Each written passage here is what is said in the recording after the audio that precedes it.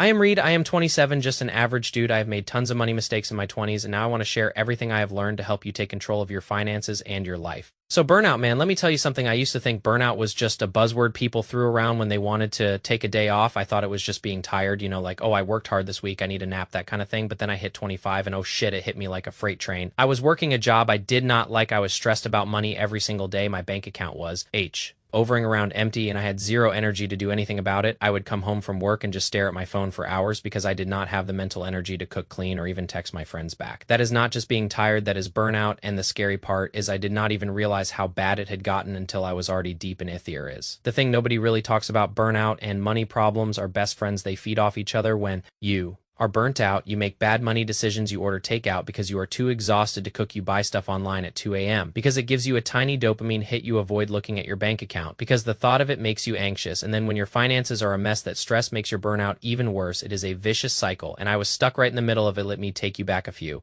years. So when I was like 22, 23, I was living that classic young adult lifestyle. I was spending money I did not have on things I did not need. I had credit card debt, I was eating out constantly, and I was not saving a single dollar. I thought I was having fun, but really I was just distracting myself from the fact that I had no direction, no plan, no emergency fund. Nothing. Fast forward to 25, and I had started to clean up my act a little. I had paid off some debt I was trying to budget, but the damage was already done in a different way. I was working a corporate job that drained my soul 8 hours a day, sometimes more, sitting in a cubicle doing work that felt meaningless, and the worst part, I was too scared to leave because I needed the paycheck sound familiar. Remember one specific night, I was sitting on my couch at like 11 p.m. I had just finished responding to emails from my boss who emailed me at 9 p.m. asking for something that could have waited until morning. I was eating cold pizza from 3 days ago because I did not have the energy to make anything. And I opened my banking app just to check and saw that I had maybe $200 in my checking account until my next paycheck. That was not enough for rent. That was not enough for anything really. And I just sat there thinking, is this what my 20s are supposed to be? Working a job I hate to barely scrape by and then doing it all over again the next day. I felt trapped, I felt hopeless, and I felt completely alone even though I knew millions of people were going through the exact same thing. That was my rock bottom moment. Not like a dramatic movie rock bottom, but that quiet, soul-crushing realization that something had to change. So I started digging into what was actually causing my burnout.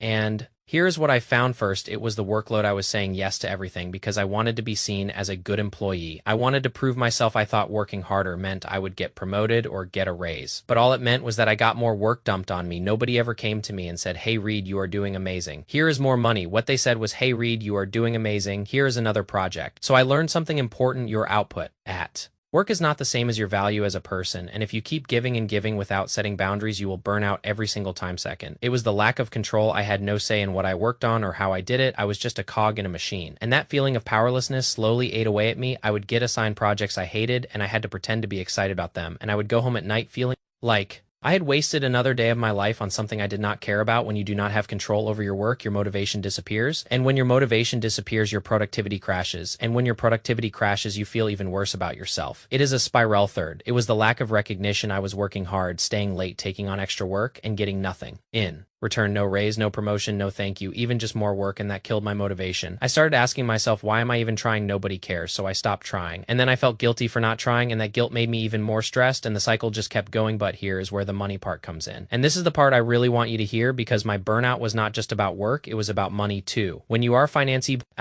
unstable, everything feels heavier. You cannot quit your job because you have no savings. You cannot take a mental health day because you cannot afford to lose the income. You cannot invest in things that might make you happier, like a hobby or a trip or therapy, because every dollar is already spoken for. Financial stress is like background noise in your brain that never turns off, and when that noise is playing 24/7, you have no band. Why? DT left for anything else. Remember, I wanted to take a yoga class to help with my stress. It was like $15 a session, and I literally could not afford it. I had to choose between a yoga class and eating dinner. That is the reality of being broke and burnt out. At the same time, you know what you should do to feel better, but you cannot afford to do it. So you feel even worse. So how did I get out of it? I am not going to sit here and tell you I did one magic thing and everything changed, because I did not. It took months, honestly. It took like a year and a half to really feel like I had turned things around, but I did it, and I want to share the steps that actually worked for me. Not the Instagram influencer advice, not the grind harder motivation stuff, real practical steps that a normal guy with a normal job and normal bills use to dig himself out of the hole. Step one, I faced my finances head on. I know nobody wants to hear this, but you have to look at your money if you are avoiding your bank account. That is a huge red flag that your burnout and your finances are connected. So I sat down one Saturday morning with a coffee and a notebook, and I wrote down every single dollar I spent for the past month. It was painful. It was embarrassing. I saw how much I was wasting on DoorDash and Amazon and random crap.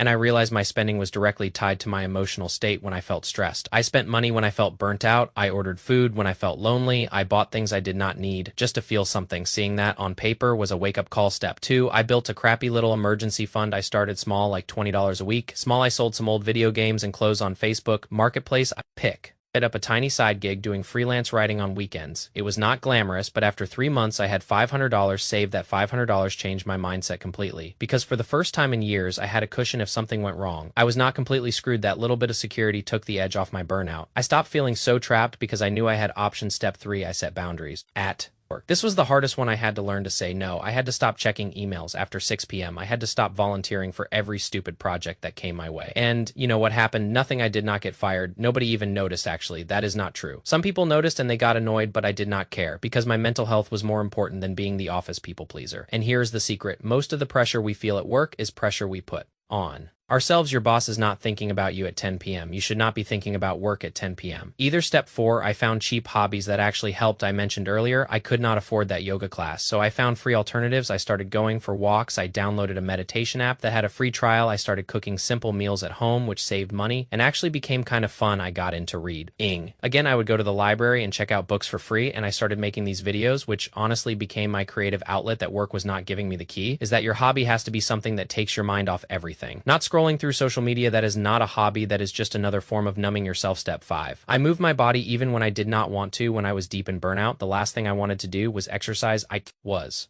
too tired, but I forced myself to start small, like really small. I would do 10 push-ups in my living room. I would go for a 10-minute walk around the block. I would stretch for 5 minutes before bed, and over time it made a difference. I started sleeping better. I had more energy during the day, and my mood improved. I am not saying exercise will cure your burnout, but I am saying that sitting on the couch all day feeling sorry for yourself definitely will not help. So get up. Even if it is just for 5 minutes, your future self will thank you. Step 6, I talked to someone. This was huge. I kept all my stress bottled up because I thought I had to handle everything on my own. I thought admitting I was struggling was a sign of weakness, but eventually I opened up to a close friend, and just saying the words out loud, "I am really struggling right now," made me feel so much lighter. I also looked into therapy. I know it is expensive, but I found a sliding scale option that was like $40 a session, and it was worth every single penny if you cannot afford therapy. Just find one person you trust and be honest with them. Do not suffer in silence. That is what keeps the burnout going. Step 7, I gave myself permission to take a real break, and I do not mean a vacation. I mean a real mental break. I stopped feeling guilty. 4, resting. I stopped measuring my self-worth by how productive I was. I learned that being lazy sometimes is not a character flaw. It is a necessary part of being a human being. When you are constantly grinding and hustling and pushing yourself, you are just running on a hamster wheel. Eventually you will collapse. Rest is not a reward for working hard. Rest is the thing that enables you to work hard in the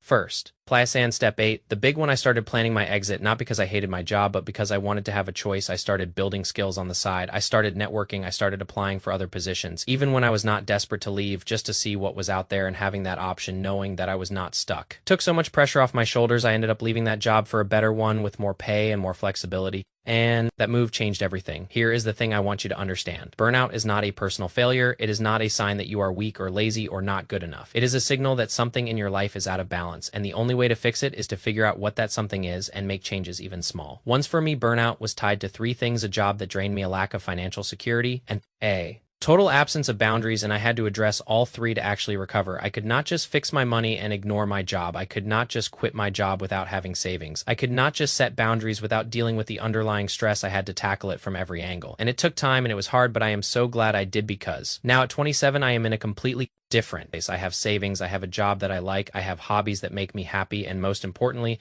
I have peace of mind. I am not rich, I am not famous, I am not some financial guru. I am just a regular guy who figured out that you cannot build a good life if you are running on empty. You have to take care of yourself first. Everything else comes after. So if you are watching this and you are in that dark place right now, feeling burnt out and broke and stuck, I want you to know that it gets better. It really does. But you have to take the first step. You have to look at your finances, even if it scares you. You have to set boundaries, even if it feels uncomfortable. You have to ask for help, even if it feels weak, and you have to give yourself grace. Even if you feel like you do not deserve, I start with one thing today. Open your banking app and just check your balance without judging yourself. Just look at it. Go for a 5-minute walk. Say no to one thing at work. Text a friend and tell them you are struggling. Pick one small thing and do it. That is all it takes to start turning things around. And look, I know this was a long one, but I wanted to be real with you because I remember watching videos like this when I was at my lowest and thinking, this guy does not get it. This is easy for him, but I promise you I get it. I have been there. I have cried over my Bank account. I have stared at my ceiling at 3 a.m. wondering what I was doing with my life. I have felt like a complete failure at 25 while everyone around me seemed to have it together, and I made it through. Not because I am special, but because I kept showing up for myself, even on the days I did not want to. So if you are struggling right now, just keep going, keep showing up, keep making small changes, keep believing that things can get better, because they can and they will. That is all I got for you today. Peace.